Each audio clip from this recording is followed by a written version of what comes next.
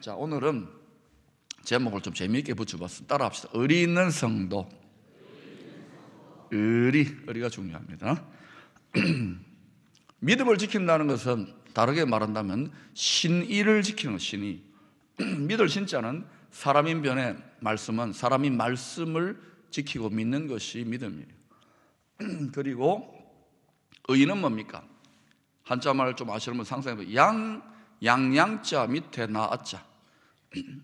어린 양 되시는, 우리를 위하여 속죄의 희생대물이 되시는 예수 그리스도를 내가 덧입음으로 의롭다함을 입는 그런 성경의 원리를 또 반영하기도 해요. 믿음을 지킨다는 거 신의를 지키는 것인데, 요즘 젊은 아이들 말로 하면 의리를 지키는 것입니다. 성경은 사람에게 의가 없다고 합니다. 왜냐? 모든 사람이 죄를 범하였기 때문에. 우리는 의롭다함을 입었죠, 믿음으로. 근데 누구의 공로? 누구 덕으로요? 어린 양, 우리를 위하여 희생의 피를 흘리신 어린 양 예수 그리스도의 공로로, 그 덕분으로 의롭다고 인정해 주시는 거예요. 우리에게는 의가 없습니다. 그러니 여러분이 신앙생활하면서 정말 착각해서는 안 되는 것은, 근데 사람들이 그런데 자꾸 빠져요. 열심히 있는 분들이 자기 의를 세우려고 합니다. 예수를 믿고 자꾸 거룩해지려고 그래요. 거룩은 하나님께 있는 것이고 의로움도 하나님께 있는 거예요. 여러분이 자꾸 거꾸로 거룩해지고 의로워지고 하나님이 되려고 하는 겁니다. 바울이 믿음이 성숙해지니까 점점 의롭고 거룩한 자리에서 죄인의 겟으로 점점 자기가 제일 죄가 크다라고 내려갔던 거예요. 그러니까 뭐 큰 죄를 지어서 그런 게 아닙니다. 믿음의 발전 방향, 신앙의 성숙의 방향, 영성의 발전 방향이 거룩해지고 어려워지는 게 아닙니다. 내가 거룩하니 너희가 거룩하라고 했을 때 그 거룩의 원리는 하나님만이 거룩하시고 하나님이면 어렵습니다. 도와주세요. 하나님의 덕, 하나님의 능력으로 어렵고 거룩함을 입는 겁니다. 그래서 믿음으로 의롭다함을 입는 것입니다. 행위나 공로가 아니에요. 우리 종교개혁자 믿음의 선배들이 이 기준이 너무 틀어지니까 이신칭이 믿음으로 말미암아 의롭다 하고 간주함을 받는 거예요. 그러니 여러분이 과거에 어떤 흉악한 죄를 지었던, 또 여러분이 어떤 의로운 삶, 거룩한 삶을 살았던, 이건 다 하나님의 의 앞에는 아무것도 아니에요. 다시금 우리를 위하여 피 흘리신 어린 양 예수 그리스도의 의를 힘입어 의롭다함을 덧입기를 축원합니다. 예수님만이 죽기까지 순종하시고 또 부활하셔서 죄인이 아니다는 걸 입증하셨기 때문에 완전한 의, 율법의 마침이 되셨어요. 이스라엘 백성들, 구약 백성들 여러분이 성경책 읽어보면 이 사람들 왜 이렇게 못됐나, 이렇게 의를 안 지키나 하지만은 우리보다 100배는 더 열심으로 잘 믿어보려고 했던 사람들입니다. 실패하잖아요. 그걸 통해 하나님이 뭘 가르치냐? 너희들은 다 실패한다. 그래서 내가 하나님이며 사람인 내 아들, 독특한 존재인 내 아들을 보내어서 너희들을 구원할 거야. 어린 양을 보낼 거야. 그래서 여러분, 우리는 하나님 덕분에 사는 거예요. 성도는 하나님 앞에 의리를 지켜야 됩니다. 근데 우리는 체질적으로 의리를 지킬 수 없어요. 그 사실을 알기 때문에 예수를 믿게 하고, 날마다 우리는 주님은 늘 배반하나 상태에 있지만 훈련을 시켜가는 거예요. 믿음이 좋아진다는 것은 하나님 앞에 의리를 지키는 것입니다. 자, 우리 옆에 있는 분들하고 이렇게 한번 인사해 보십시다. 의리 있는 성도가 되십시다. 에베소 성도들에게 보내는 편지를 마무리 인사하면서 끝을 맺어요. 이 인사에 두기고라고 하는 사람이 21절에 소개되고 있습니다. 뭐라고 소개하느냐? 나의 사정 곧 내가 무엇을 하는지 너희에게도 알리려 하노니 사랑을 받은 형제여, 주 안에서 진실한 일꾼인 두기고가 모든 일을 너희에게 알리리라. 사도행전 20장 4절에 보면은 두기고가 소아시아 지역 사람이고 바울과 함께 3차 선교 여행에 동행했던 선교팀의 일원이었다는 것을 알 수 있습니다. 또 골로새서 4장 7절 8절에도 디모데후서 4장 12절에도 바울이 두기고를, 지금 에베소에 편지를 보냈잖아요. 두기고를 통해서 두기고를 에베소로 보내었다는 기록이 나와요. 그러니까 지금 이 편지가 두기고를 통해서 전달되었구나 하고 학자들이 분석하고 해석을 하는 거예요. 또 골로새 4장 7절 8절에도 바울이 두기고를 소개하는 내용이 나옵니다. 여러분 읽어보십시다. 시작. 두기고가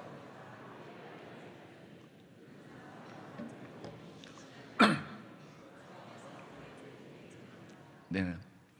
앞에 우리가 에베소 6장 21절의 내용과 골로새 4장 7절 8절에 인물을 추천하고 평하는 주체가 바울인데 거의 같은 이야기를 하는 거예요. 두기고는 초대교회 당시에 바울이 기둥처럼 든든하게 여겼던 진실한 일꾼이고 바울의 내민한 속사정, 여러분 고린도서 11장 같은 데 읽으면 바울이 얼마나 죽을 고생했는지 몰라요. 우리가 막 주님 섬기다가 힘들고 괴롭고 막 상처되고 이런 거는, 그런 거 겪는 분, 막 속상해 그만두고 싶은 분, 포기하고 싶은 분은요, 고린도 11장을 강력하게 추천합니다. 읽어보시라. 그러면 불만이 쑥 들어가요. 하나님의 종들, 하나님의 일꾼들이 경험할 수 있는 모든 환난과 고난을 바울이 하나님 의도적으로 다 허락해 놓고, 너희도 좀 고생할 건데 너희 믿음의 선배는 이랬어, 입 다물어. 그게 상급이 되거든요. 참을 수 있도록 모델을 만들어 놓은 거예요. 모든 인생의 환난을, 성도에게 주어질 환난을 욥에게 다 주어져 놓고 믿음으로 이겼지, 그 결말이 어떤지 보라고. 무엇이 가장 큰 복이냐? 솔로몬에게 우리가 좋아하는 모든 만복을 다 주어 놓고 헛되지? 그러면 무엇이 진짜 복이야? 이렇게 하나님이 다 디자인해 놓으신 거예요. 아마 바울은 핸드폰이 있었으면 두기고하고 제일 많이 통화했을 겁니다. 카톡 보내면서 이것도 기도해달라, 내가 좀 몸이 아프고 속이 상하고 상처됐는데, 이러면 두기고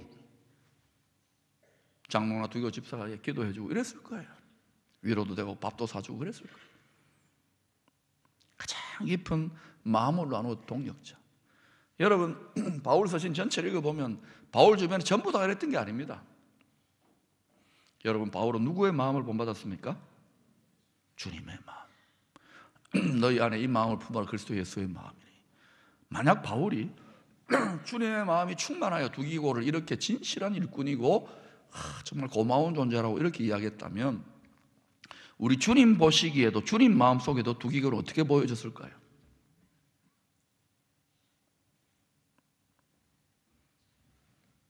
여러분 교회 지도자들, 특별히 주님의 마음을 본받는 분들이 여러분을 고맙게 생각할 수 있도록,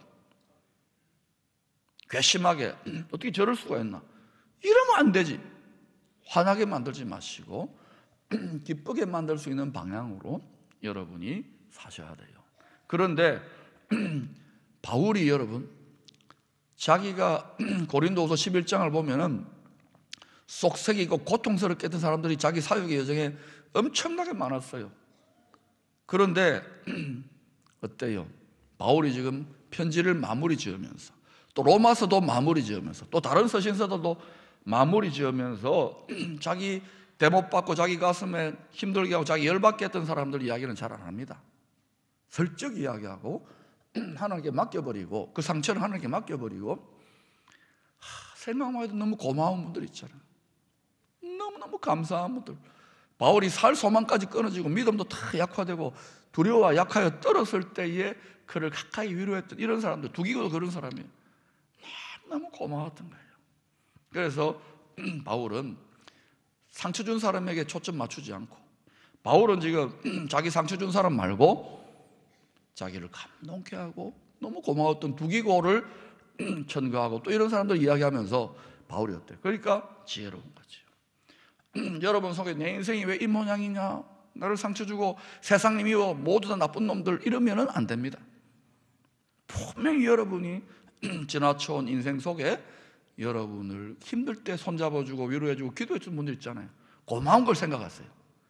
바울은 그렇게 했던 거예요. 여러분, 누구에게 여러분의 비밀한 속사정을 다 털어놓습니까?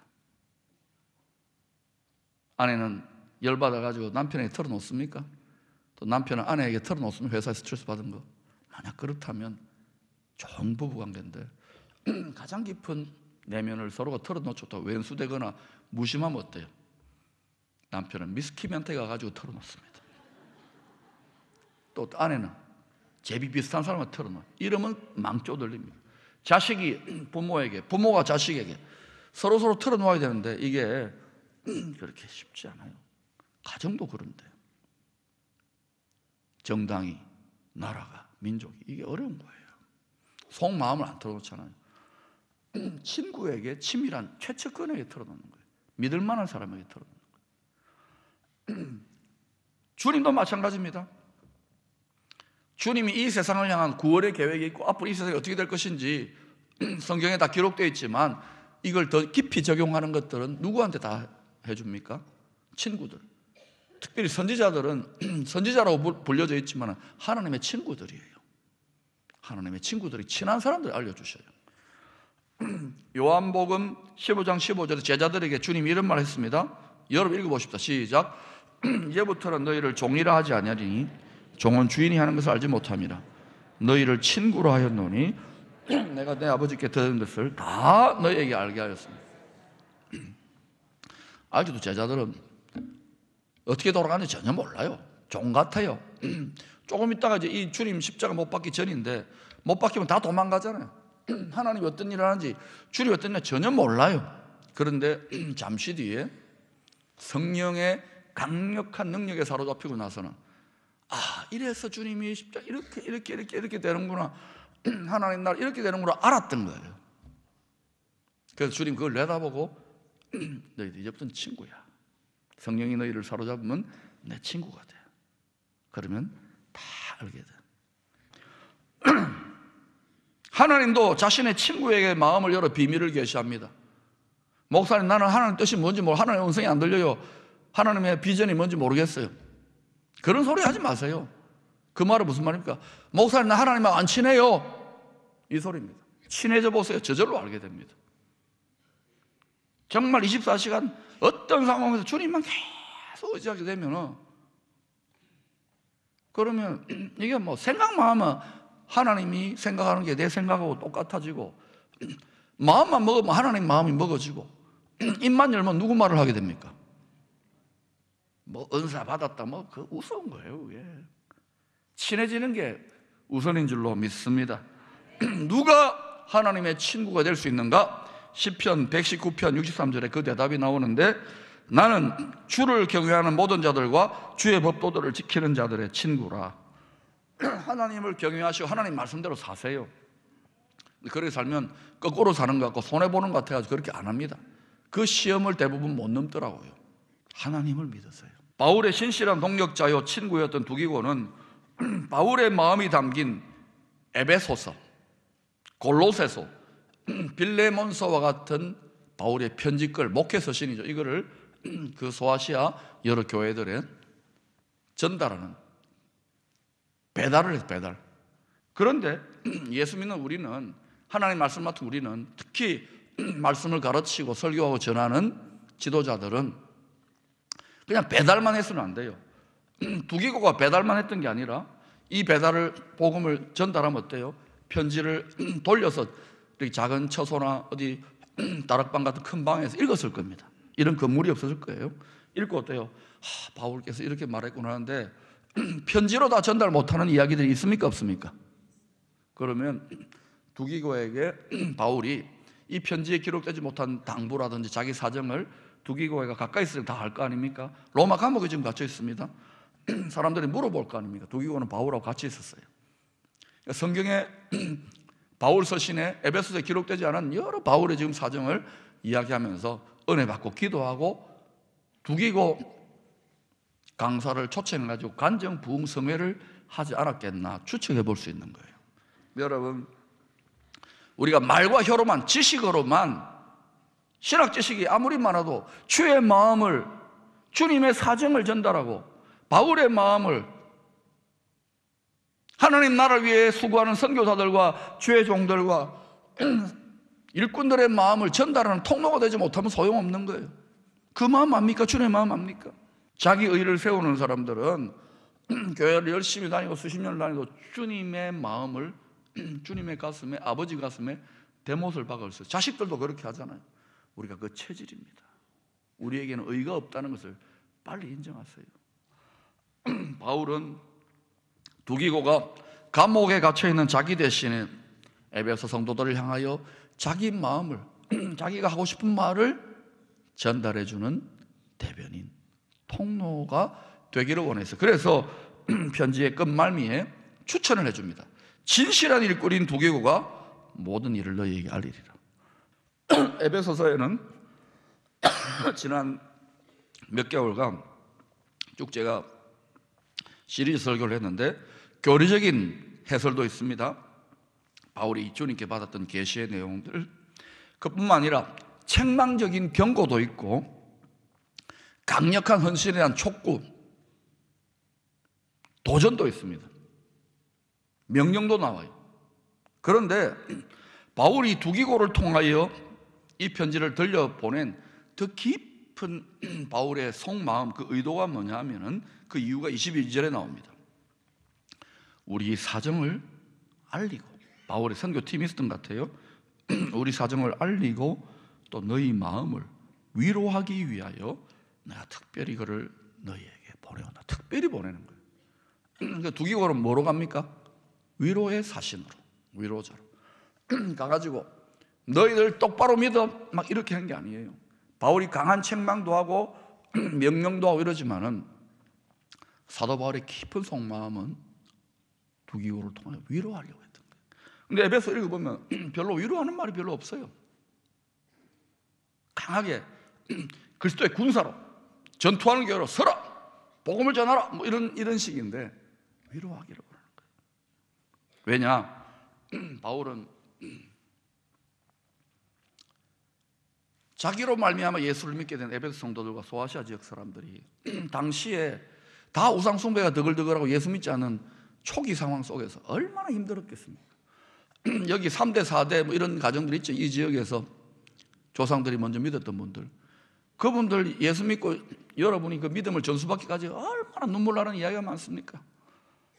당시 그런 가운데 여러분이 믿음을 전수받았어요. 그러니까 그들이 이겨내기 위해서 바울은 더 강하게 밀어붙여야 되면서도 두기고를 통해 위로하기로 하는 거예요. 목자의 마음이 흘러나와요. 왜? 그들도 하나님 나라를 위해, 당시에 믿음을 지키기 위해 함께 수고하고 힘쓰고 애쓰는 동지들이고 형제들이고 군사들이랑 알았기 때문에, 정루들이랑 알았기 때문에 위로하는 거예요. 위로. 두기고를 위문 공연을 보낸 거예요. 편지를 늘려가지고. 그런데 바울이 왜 이렇게 위로를 보내느냐? 바울 스스로가 엄청난 고난을 당했는데 그 고난 속에 하나님이 고난만 시크하라 이렇게 악덕 기업주가 아니라 그 고난 속에 넘치는 위로를 부어주셔요. 고린도서 1장에 나오잖아요. 그래서 바울이 자기가 고난 중에 어려움과 고통과 믿음을 지키기 힘든 상황 속에서 경험했던 큰 넘치는 위로를 두기고를 통해 전해주려고. 지금 자기는 감옥에 있지만 하나님의 위로가 넘쳐. 하나님의 신령한 기쁨이 넘쳐. 너희들 내가 막 힘들고 비참하고 막 절망과 좌절, 그렇지 않아. 이걸 전해주려고 하는 거예요. 고린도서 1장 4절에서 바울이 고난 중에 하나님의 위로를 체험했던 것을 이렇게 나눕니다. 우리의 모든 환난 중에서, 지진까지도 포함됩니다. 모든 환난 중에서 우리를 위로하사, 우리로 하여금, 바울 혼자만이 아닙니다. 모든 믿는 자로 하여금 하나님께 받는 위로로서 모든 환난 중에 있는, 성도만 환난 당하는 게 아니잖아요. 만물과 만민이 환난 당하는 중에 있는 자들을 능히 위로하게 하시는 이시로다. 여러분, 노아의 때에 하나님이 새로운 역사를 열려고 하던 노아의 때에 노아가 뭡니까? 고달픈 세상을 위로하는 자로 보냈습니다. 여러분 교회 바깥에 나가보세요. 여러분도 힘들고 죽겠지만 나가보세요. 힘들어하고 수고하고 거의 막 정신병 수준으로 고통하고 자살하기 일보 직전 사람들이 많아요. 많아. 여러분만 힘든 게 아니라고 여러분 믿는 구석이라도 있잖아요. 그들에게 여러분 위로의 편지로 나아갈 수 있기를 축원합니다. 두기고와 같이 주의 인정을 받으면서 고린도서 3장 2절 3절에 바울이 자신의 사도적 권위를 변호하면서 고린도 성도들을 향하여 이런 말을 합니다. 너희는 우리의 편지라. 너희들이 고린도 성도들이 우리의 편지야. 바울 자신의 편지라는 거예요. 여러분 바울은 주님의 마음을 본받았습니다. 강단에서 말씀을 외치고 있는 박 목사가 누구의 마음을 본받으려고 애를 씁니까? 여러분 보시기에 마음에 안 드는 구석도 있을 것입니다. 설교도 자꾸 길게 하고 뭐 이런 뭐 있을 거예요. 그러나 누구의 마음을 본받으려고 할까요? 여러분이 망하게 하려고 합니까? 흥하게 하려고 합니까? 흥해 아닙니까? 흥해. 부흥해. 그래서 안타까워서 하는 부분들이 있을지 않았어요? 미워서 그런 게 아니라고요. 너희는 우리의 편지라. 너희는 그리스도의 편지라. 너희는 바울의 편지라. 여러분은 먼저는 주님의 편지고 여러분은 주님의 마음을 받아 전하는 기쁨의 교회 저의 편지가 되어야 됩니다. 이 땅에 하나님을 모르는 사람들 얼마나 많은지요. 그들이 여러분 모두 잘 살고 건강하고 이럴지 몰라도 하나님 보시기에는 어떻습니까 여러분? 지난주에 사지가 다 마비가 된 우리가 보는 가장 불쌍한 사람이 기도를 하는데 불쌍한 영혼이라는 기도를 하고 있잖아요. 이 세상의 관점으로 생각하면 안 돼요.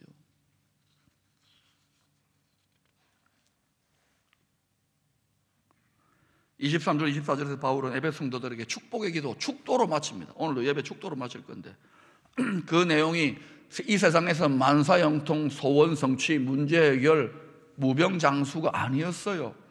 무엇을 기도하고 있느냐? 축도를, 믿음과 평안과 믿음을 경한 하나님의 사랑과 그리고 그리스도의 은혜, 하나님의 은혜를 구했어요. 사랑과 은혜를 구했다고요. 왜? 이것만이 영원토록 빼앗기지 않는 것이기 때문에. 무엇을 위해 그렇게 아동바동 열심히 삽니까? 사랑 빼면 시체 아닙니까? 성도는 은혜 빼면 시체인 거예요. 그래서 바울은 한 100년도 안 되는 영도 폐기되는 솔로몬 다 누려봤는데 헛되잖아요. 그런 거 구하지 않고 바로 가장 중요하고도 영원한 축복을, 사랑과 은혜가 여러분에게 함께하기를 원한다. 변함없이 24절에서 바울이 마무리합니다. 우리 주 예수 그리스도를 변함없이 사랑하는 모든 자에게 은혜가 있을지어다. 제가 이렇게 목회를 해보니까요, 다 처음에는 죽겠다 은혜 받아가지고 첫사랑이 와 주를 위해 죽겠습니다, 뭐 감옥도 들어갑니다, 뭐 생명을 바칩니다, 집도 바칩니다. 화장실 갔다 오니까 다르더라고요. 그래서 제가 성도들, 사람들 믿지 말라고. 이 세상에 믿을 게 없어요. 우리 그럼 믿을 놈 없구나. 여러분 마찬가지예요. 목사 너무 믿지 마세요. 누구를 믿어야 됩니까? 그리고 하나님을 본받는 그를 믿어주세요. 변함없이 미 해병대의 구호가 샘페르 피데스입니다. 그게 뭐냐? 변함없는 충성, 의리를 하나님 앞 지키는 성도들 다 되기를 축원합니다.